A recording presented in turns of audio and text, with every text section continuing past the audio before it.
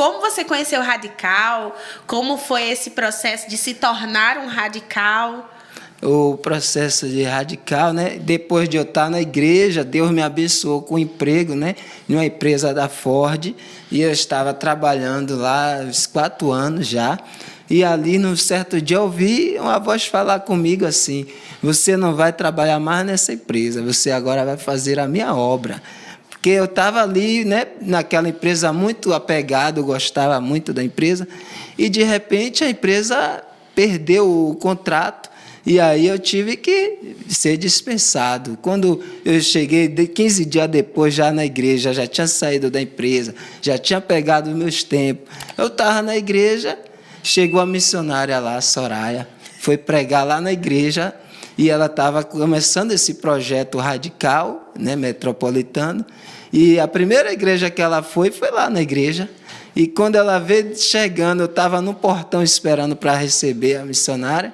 Quando ela me viu, ela jogou a sacola em cima de mim, me pegou no braço aqui e disse: bora comigo, você vai ser meu primeiro radical para a plantação de igreja. Aí eu não sabia nem o que era radical.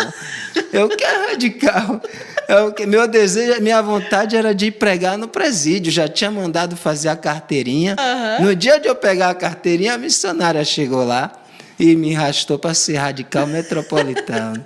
Eu aceitei o chamado, a igreja fez a carta e me enviou para ser radical. Eu fiz o curso e já comecei a trabalhar no campo, né, já na prática e também na teórica, né, na aula. Então você está há quantos anos aí? Desde que ano como radical? Estou fechando 5 anos de radical. Desde 2017. 2018, 2018, né? Início de 2018. Começou a 2018. Ah, que legal. E para quem não sabe, a Soraya é a esposa do Humberto, pastor Humberto. Eles começaram o Projeto Cristolândia, né? O Projeto Cristolândia começou há 13 anos atrás com eles em São Paulo. E então eles passaram já por muitos trabalhos em missões nacionais e hoje estão lá com o Radical. Começou lá na Bahia, né? Começou como radical, na verdade começou em Salvador como radical metropolitano, né? E hoje a gente tem aí o Radical Mais. Então o radical metropolitano, ele começou ali para alcançar ali os bairros ali de Salvador, algumas igrejas que estavam fechadas, né? Região de Salvador e a região metropolitana ali. Era esse foco ali. E de repente Deus abriu outras portas, né? Para começar em São Paulo, Fortaleza. A gente foi para Fortaleza buscar vocacionados para poder formar um grupo de radical metropolitano em Fortaleza. E daí surgiu agora Radical Mais. Tá. Então, você chegou no Radical, Deus chamou você, certo? Para ser missionário. Como foi para sua família, para sua esposa, para os seus filhos? Porque eu acho que foi um processo, veio a sua conversão trouxe Jesus para dentro da sua casa, para sua esposa, para os seus filhos, mas e o ser missionário? Porque é diferente, né? Você dedicar a sua vida para levar o evangelho de maneira integral. Como foi dentro da sua casa para sua família? Foi um choque. Foi um choque quando disse: agora vai ter que largar tudo. Vai ter que deixar tudo agora para ir para o campo missionário. Então, quando as pessoas estão ali, tem até o desejo de ser um missionário, de ir para o campo, mas quando se fala em deixar um emprego, deixar a faculdade, deixar família, né, ir para distante, o campo distante. Então as pessoas tomam esse choque, né? Então minha esposa, ela não queria de jeito nenhum. E eu fiquei nesse sofrimento há 3 anos no campo missionário, orando para minha esposa aceitar o chamado. E ali eu fui para o campo da Gamboa, né, onde eu fui na realidade que o tráfico de droga lá é muito forte, é pesado.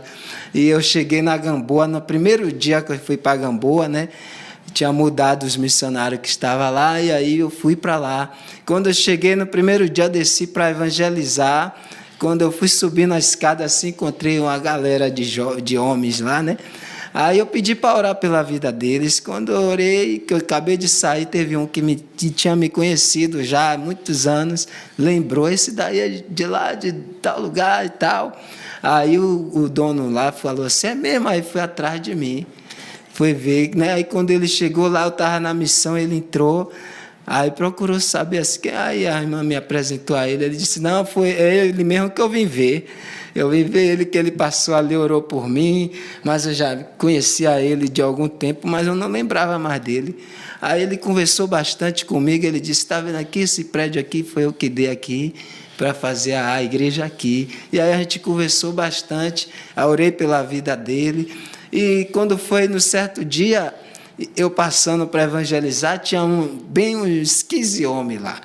E aí eu parei de novo para orar pela vida dele. Aí teve 3 que diz assim, eu não sei a Bíblia não, você pode me ensinar? Aí eu falei, posso sim. Aí marquei o discipulado com eles. Comecei a fazer o estudo bíblico com eles.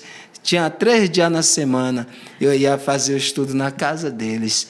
Então, Deus foi trabalhando de uma forma assim. Eles trabalhavam no tráfico dessa Era galera? No tráfico. E dia de terça-feira, 2 horas da tarde, eu tinha um culto com eles. Que legal. Eles fechavam lá, 2 horas da tarde tinha o culto dia de terça-feira.